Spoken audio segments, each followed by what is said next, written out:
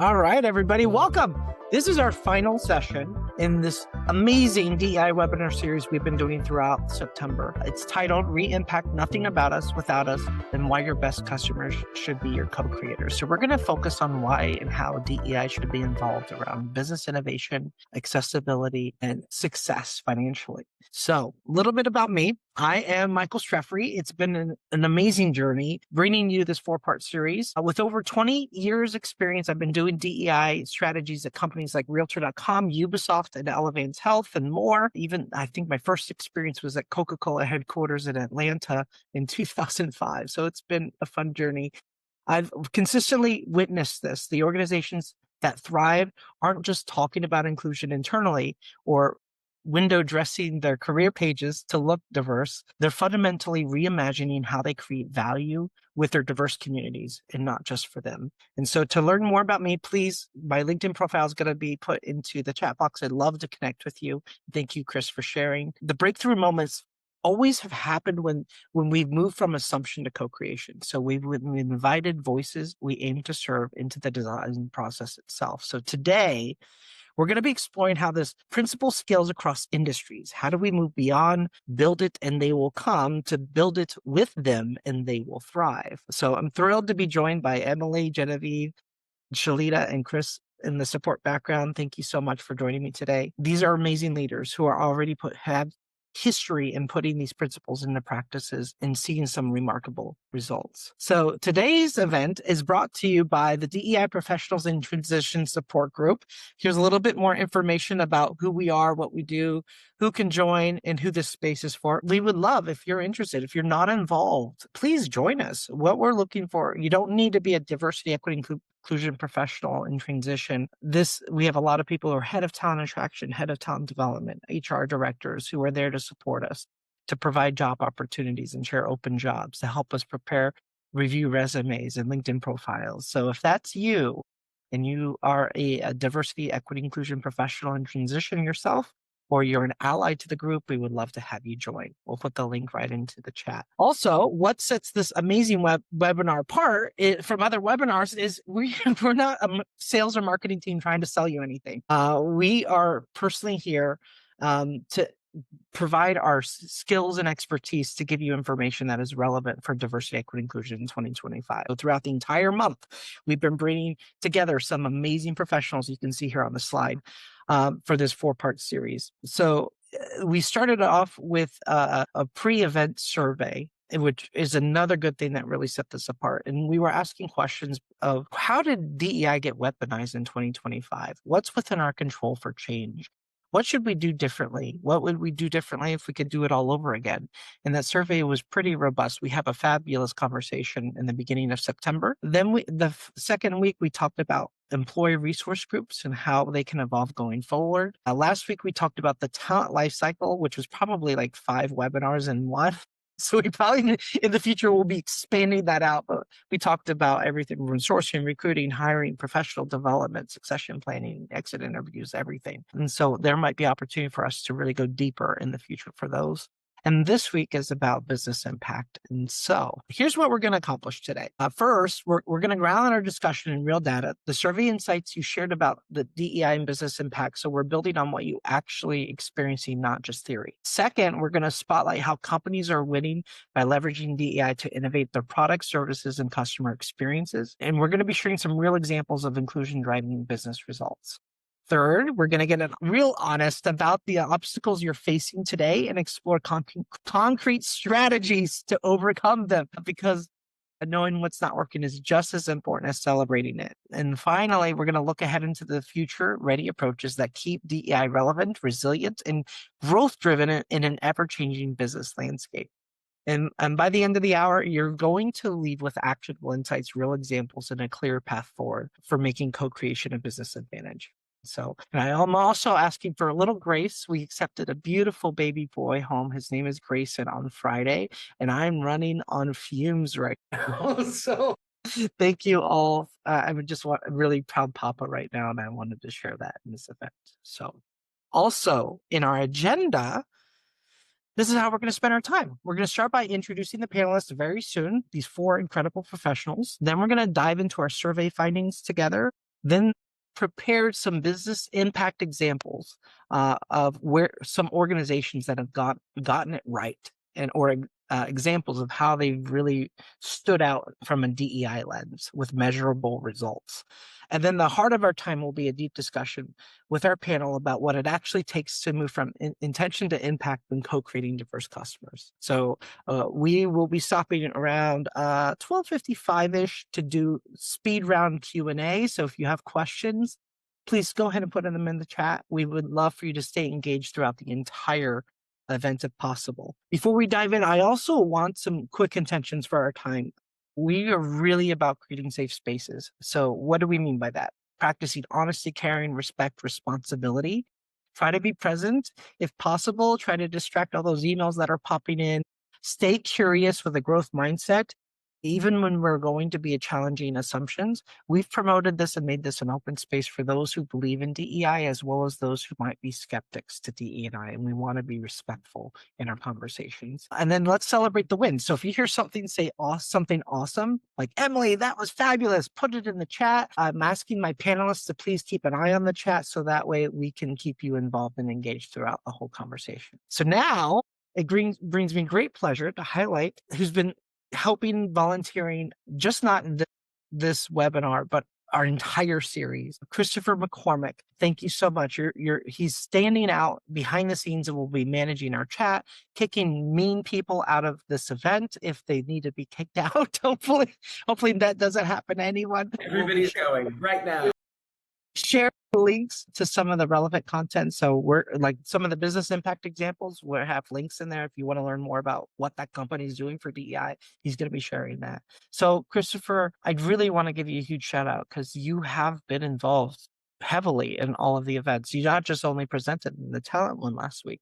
So I'd really want to publicly say that I see you as a true friend, and I'm really happy and to have you as part of my life. So thank you for being part of this project. For today's event, please briefly tell us and what you think about the entire webinar series and what you're most excited about for today's webinar.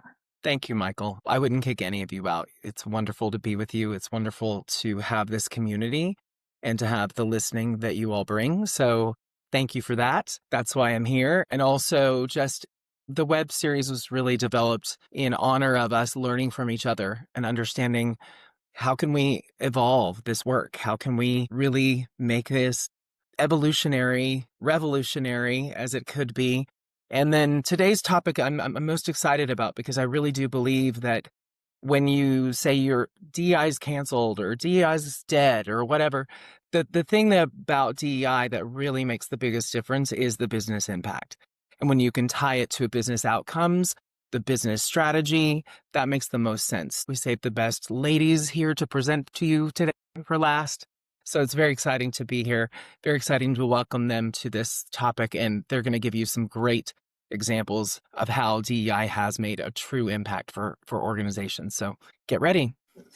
Well, Emily, Shalita, and Genevieve, you better get ready. Keith just set the stage for you. Yes. I'm going to introduce these fabulous ladies alphabetically by first names. Well, first, I want to start by introducing Emily Nybo, a workplace culture consultant and leadership coach with over 15 years of experience creating transformational change. Emily has led global inclusion programming and spearheaded national award-winning DEI initiatives. And as a consultant, she's driven culture transformation for numerous Fortune 500 clients, bringing a strategic approach that empowers leaders to navigate challenges and implement impactful solutions. And so what sets Emily apart is her ability to humanize challenging topics and create safe spaces for meaningful discussions. And her guiding mantra is, quote, "Let's work together to make work better," unquote. When she's not transforming workplaces, you'll find Emily exploring the world. And she's been to 37 countries, and she's just visited Australia, having seen all 7 continents. Emily, thank you. And thank you. You also jumped in last minute. We had a last minute change on the talent event, and you jumped in and helped us there. So thank you for helping us with both events. So what about today's webinar are you most excited to share with our audience today? Thank you. Next up, we have Genevieve, who's our co-lead for this event. So Genevieve is a visionary leader who brings holistic wellness and sustainable business strategy. As founder of Jean Bart Social Impact Consulting LLC, and Soul Wellness, Genevieve brings 20 years of experience in marketing, corporate sustainability, and community impact. She was recognized for innovative program development and results-driven leadership, particularly in healthcare equity and social determinants of health. And she received the National Prevention Partner Award from the National Association of Chronic Disease Directors. She helps women of color reconnect with purpose while advising organizations on aligning profit with purpose.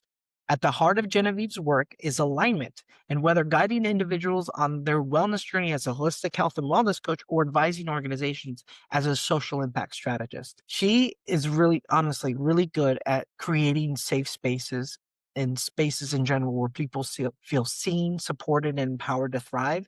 And she actually prepped our webinar today with a fabulous breathing exercise where we just all wanted to go get massages afterwards. Her mindfulness and inclusive wellness practices foster deep, lasting transformation that bridges personal well-being and community impact. Genevieve, thank you for being my co-lead on this project. And please share what you're most excited about today's webinar with the audience. Thank you, Michael, for that introduction. I'll first start off to say that I'm honored to be with this esteemed panel and this community of DI professionals. I'm most excited to engage in rich conversation about bringing customers and communities into that build process to solve for real unmet needs for customers and communities, while also delivering measurable outcomes, tying it back to the business.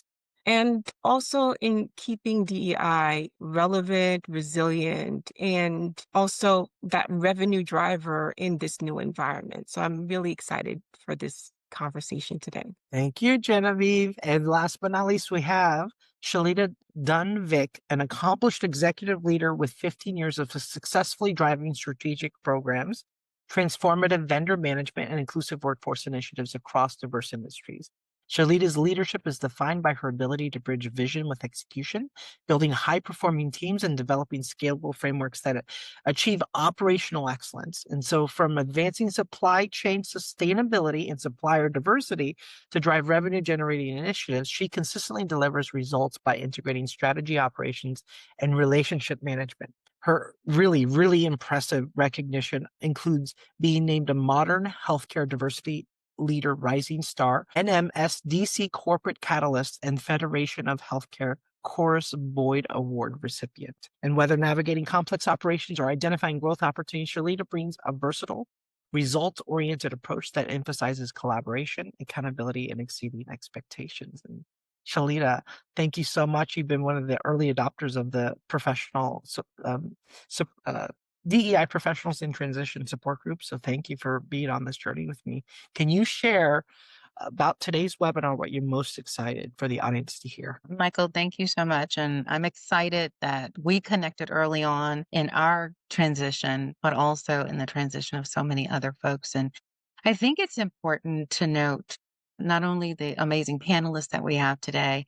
I agree with Christopher. I think we are going to have a magnificent conversation today, but also the folks who are joining, whether they are in transition or they are looking for some new ideas and opportunities.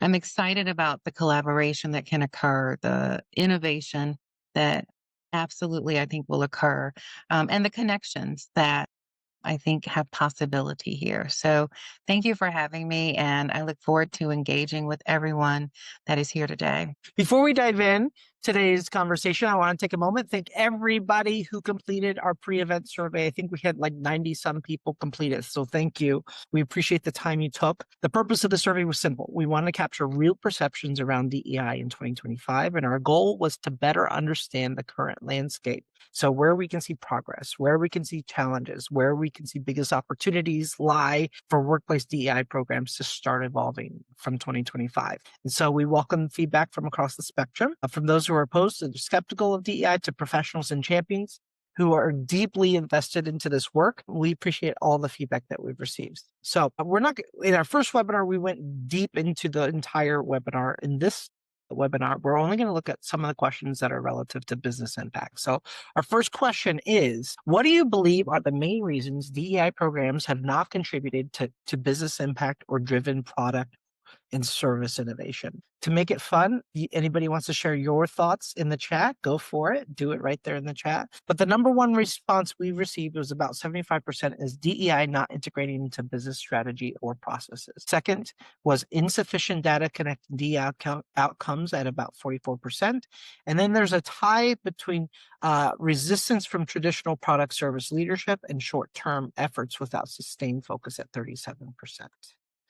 The other question that we wanted to highlight was, what do you believe are the main reasons DEI has not succeeded in driving inclusive marketing and branding efforts? So number one, overwhelmingly at 47.5%, was fear of backlash or getting it wrong. Number two was inconsistent DEI alignment across channels and partners. Number three, marketing communications teams lacks diversity or DEI expertise. And I've seen that a lot. Like I don't, because I've done self-ID campaigns and workplace demographic analyzation a lot. And I've seen marketing and HR tend to be 90% women and 90% white women, right? So marketing communication teams lacking diversity is on par with my thoughts. And number four, lack of accountability or metrics to track DEI impact. And number five, messaging and branding not authentically reflecting diverse audiences. So I'm going to go ahead and pull the slides away for a second and let's start a conversation. I would love to hear from the panel, what are your thoughts on the survey responses and what do you agree or disagree with? Genevieve, will you kick us off, please?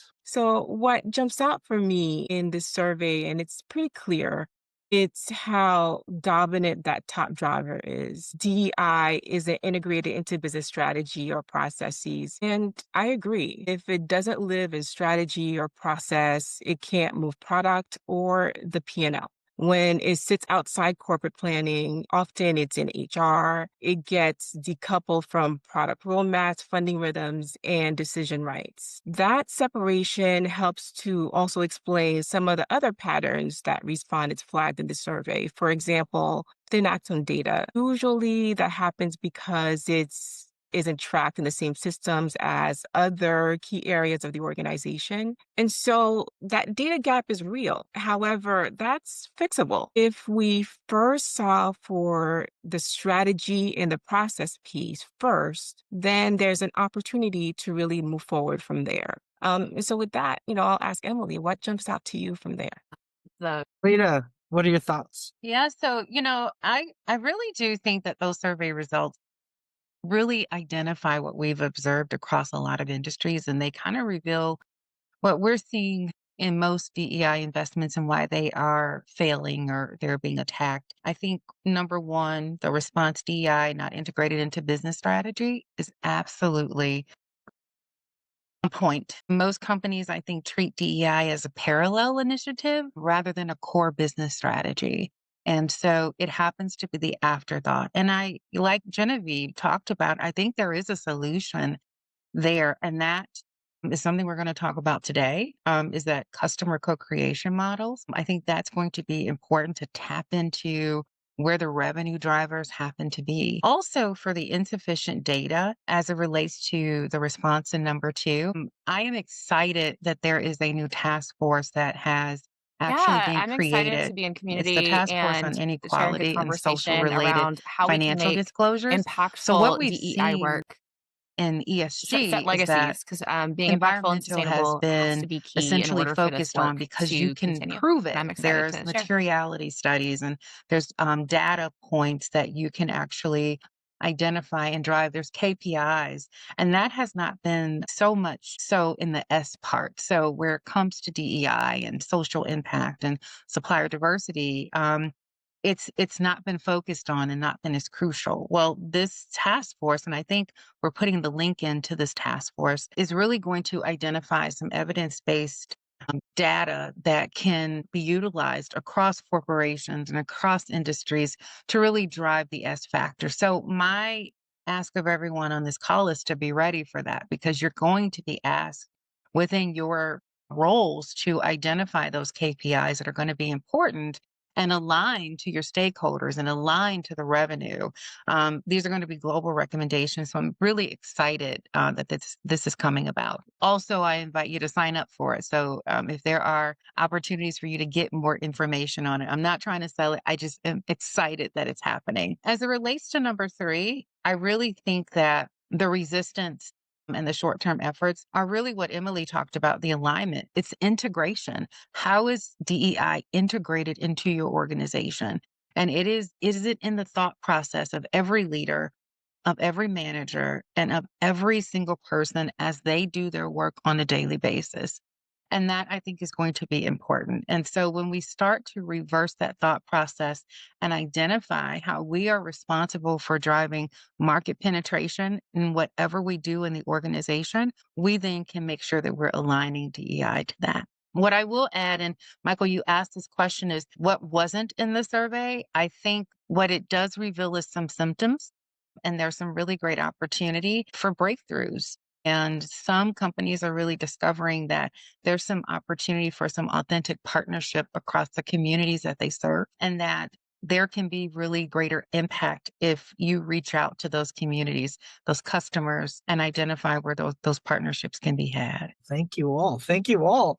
I would love for the audience. Is there something that surprises you about the survey results? Is there something that stood out to you? Go ahead and put it into the chat. We'd love to read it. Also, we asked our panelists to put together some amazing business impact examples. And so they're going to run through, I gave them 2 each, up to 2 that they can do. And so Emily's going to go ahead and kick us off. Thank you, Emily. In this case study, MasterCard shows how inclusion becomes infrastructure. In 2019, they revamped their cards as far as it was not as a campaign, but a network level feature. And banks like Citi and Bank of America scaled it to millions. And by removing identity barriers, change the behaviors that the P&L really cares about. Higher activation, more usage, better retention, and fewer support escalations. And crucially, the solution was co-created with advocacy groups, cardholders, and it was done through discovery and prototyping and real-world testing. And to bring this to life, it required product, network engineers, issuer partnerships, risk, compliance, and legal and customer ops. And so you'll see that, across marketing and communications, working in lockstep, what strategies on the IBM stack, and going from 100,000 developers in 2018 to about over 400,000 in the year 2021, the core business really saw that the impact had a steady pipeline of builders, usable solution blueprints, and a deployment that showcases IBM's AI and cloud in mission-critical contexts that allowed for real metrics such as lowering solution costs and strengthening platform preference. The engine here is co-creation. When agencies, NGOs, and local communities define the problems, and developers,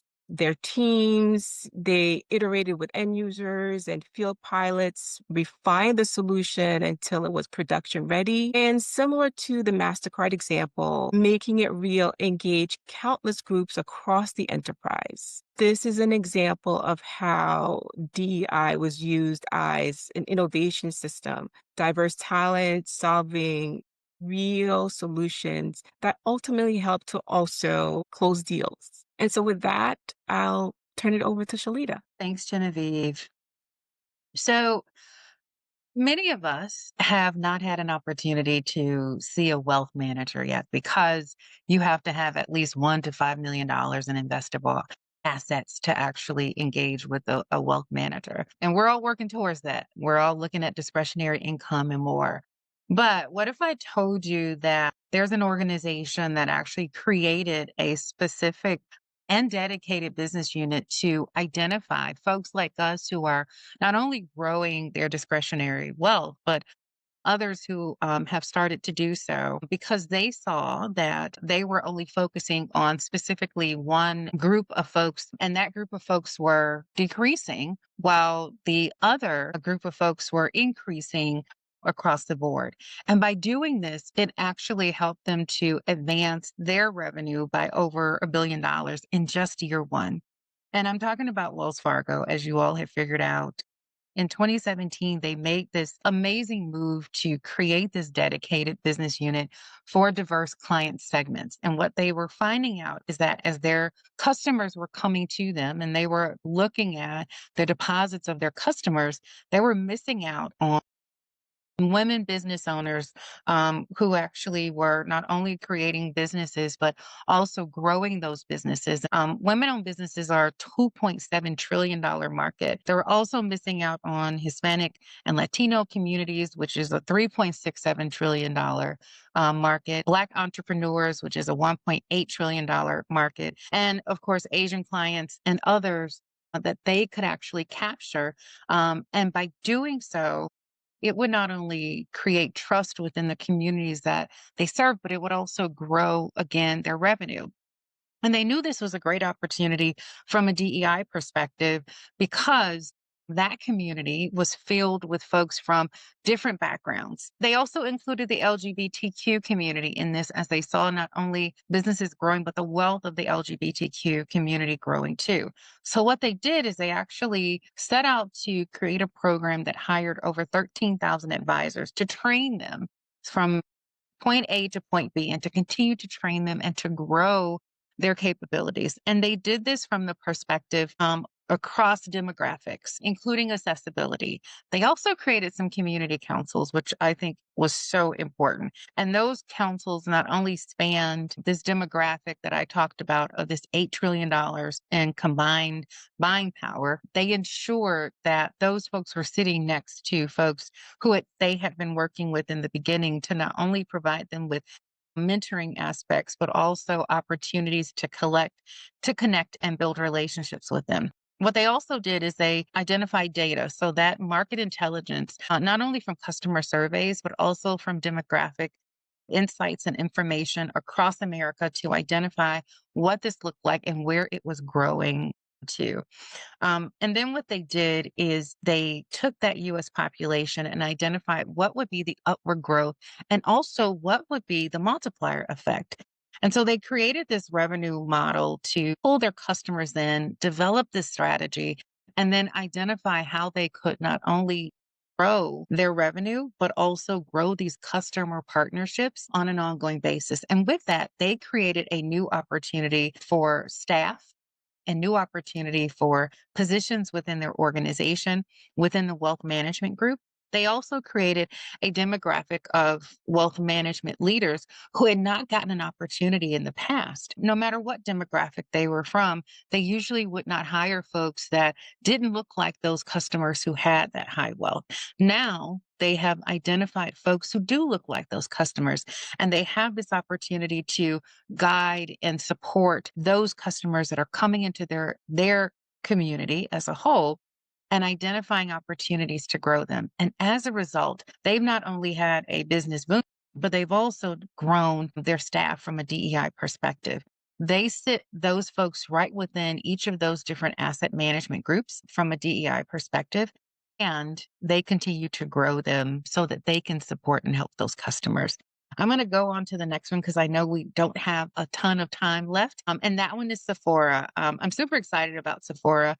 And you'll get links to both of these organizations to hear more about them. There's a video for Wells Fargo, and then there's also a video for Sephora. So if you all remember, 19 R&B star SZA actually tweeted about being racially profiled at a Sephora store. And as a result, Sephora closed down each of their stores for an entire day, and they did training, cultural competency, but also they collaborated with their customers to understand what the real problem was. That was 400 stores that they decided to close down. And what was happening is that they found that 60% of their shoppers experienced discrimination. 75% of BIPOC customers actually struggled to find representative salespeople. And this was not research that they were getting through data that they had. So what they did is they identified that this was a really great opportunity to not only target their stores and identify where they could really drive and create revenue opportunities, but also bring in suppliers and create opportunities to align to those potential customers and to grab that market that they were missing out on. Customers, what they found, just didn't want diverse products. They wanted to actually collaborate in really great diverse experiences. And so they found that this was a great opportunity to penetrate these markets and as a result, become the preferred organization that everyone goes to when they're looking for any type of beauty products. And this is not just for the LGBTQ community or the Black community. This is also for men in particular who are now seeing Sephora as the place to go when they have that need, whether they're buying gifts or whether they are buying personal items for themselves. And as proof of this, they have grown and penetrated their market over $2.3 billion from 2022 to 2023. And that continues to grow.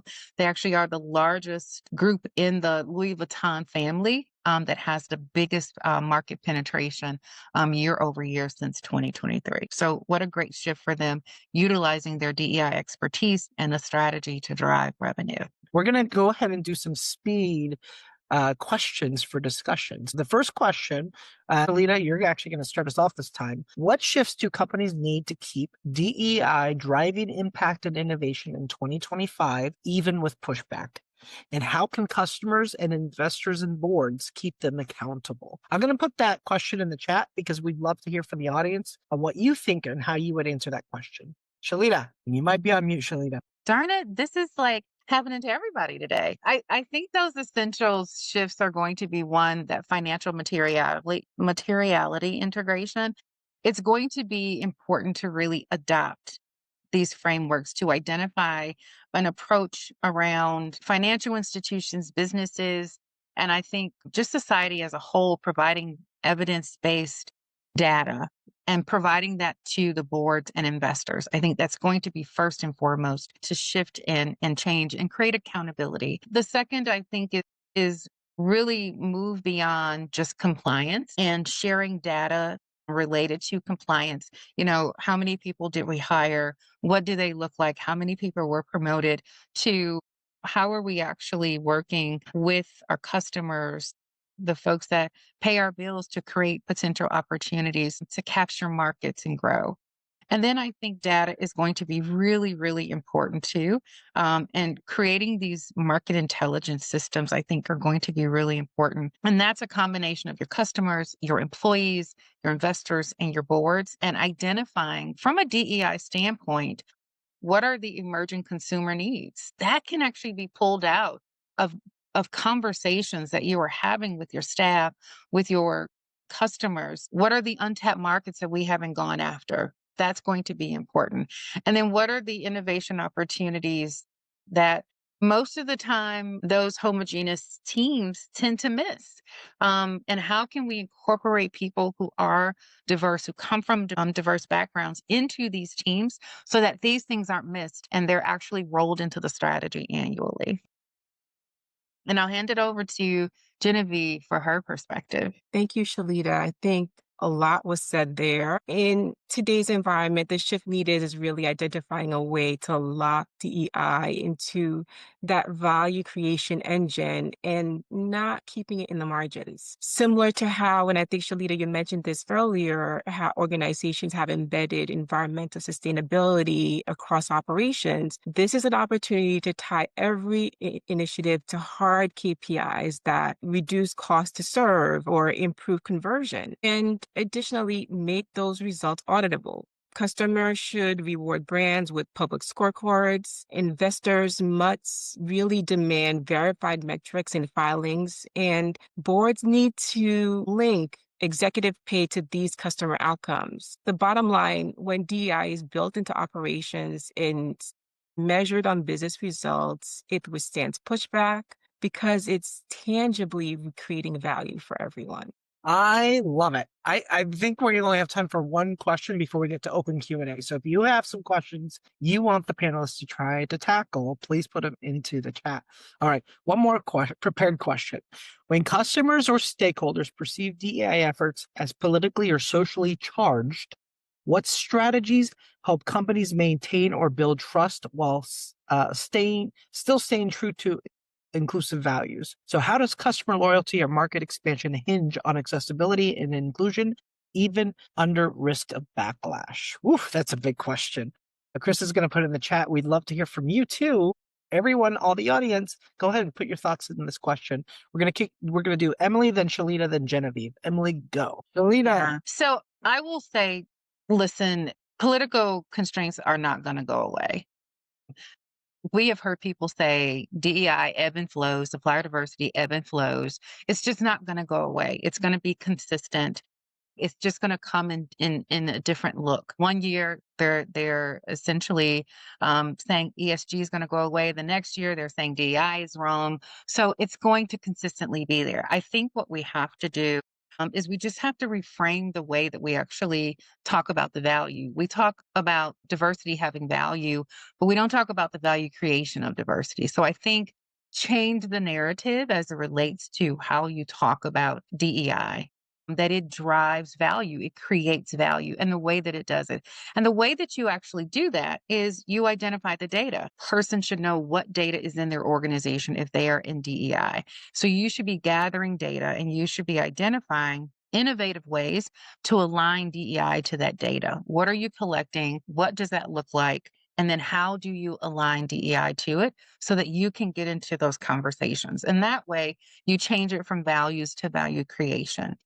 And then I think you also have to look at the risk mitigation. So Emily talked a bit about what's happening with many companies like Target and others. So if we don't do this, what's the risk that we take? If we do this, what's the risk that we take? And actually share that information on an ongoing basis, because you become a leader and a thought leader in the conversations, as well as you are put into the strategy conversations around what risk looks like and how do we mitigate it. And Genevieve, I'll hand it over to you. Thank you, Shalita. What I would say here is to really anchor on a simple principle. We build products everyone can use with dignity, and that leaves politics squarely out of service and really leading with the problems that are solved and not slogans. Lastly, it's we talked about this co-creating with people that are effective and pay them fair market value for their expertise, making sure that you're communicating and closing the loops. We heard what you said, here's what we did, and here is the impact. But from a communications perspective, it's keeping one message across the channels, prepping FAQs so that teams are consistently communicating across the value chain. Really, loyalty follows when there's less higher conversations, more usage, and lower churn.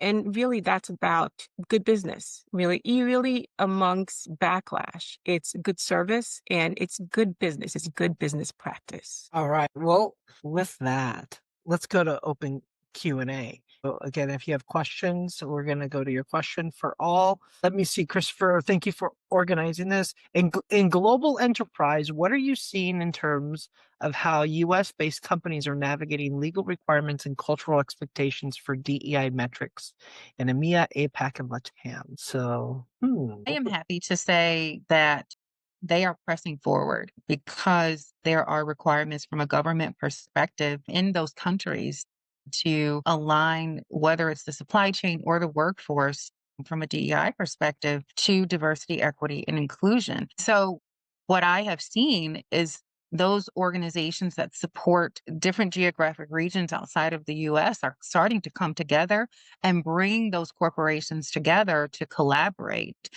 because they are now focused on that. And what I'm also seeing, even in job applications, is it's very clear that you will travel to these locations. Even though you may be US based, you will be traveling to those locations in order to drive those DEI efforts. And so I'm excited that those countries are not backing down. I'm excited that those corporations are now shifting to ensure that they are meeting those needs. And I think it will be telling as it relates to many of those countries, how they continue to not only drive those potential opportunities, but they also drive those programs that those governments have put in place. We're going to sneak in one more question before we close. And Chris, thanks for sending it over on the back end. A backlash often leads to minimizing visible DEI work, yet companies with diverse teams often outperform in quality, creativity, and problem solving. So how can leaders ensure diverse perspectives are embedded into research, R&D, customer insights, quality assurance, especially when the outer signal of DEI, public programs, and branding is under pressure? Yeah. So I think it's going to be important to go back to what Genevieve said about executive compensation. Accountabilities are going to be the shift, but writing the right KPIs and accountabilities is where it's going to be important. And so I think in the past, we've left it up to those executives to figure out what their accountability should be. And there is no data behind what they decided that accountability should be. And no one is actually watching it or driving it. And it's not aligned to the strategy. So when organizations really want to drive this work, it's going to start with what am I accountable for every single year? And incorporating that into their annual goals and having data to back up that they actually achieved it. So, did I have a diverse voice in R&D? And what did that look like? And what was the outcomes because I had diverse voices in R&D is going to be important.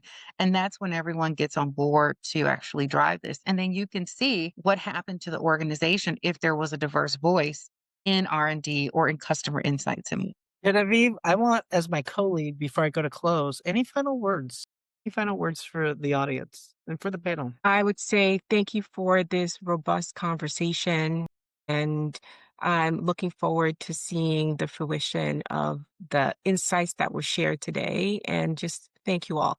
This was a wonderful, wonderful conversation. I agree. And if you want to keep the conversation going, we do some fabulous things with the DEI professionals and transition support group.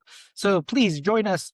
We are now evolving the program. We're going to do about a 45-minute networking support group conversation weekly, followed by a 30 to 45 minutes, depending on the topic. We might go to 45 minutes of actual facilitated discussion, either on A, how DEI professionals transition or find new jobs, or B, what are the most relevant topics around DEI that we need to stay connected to. And so if you're interested in that, please join the group.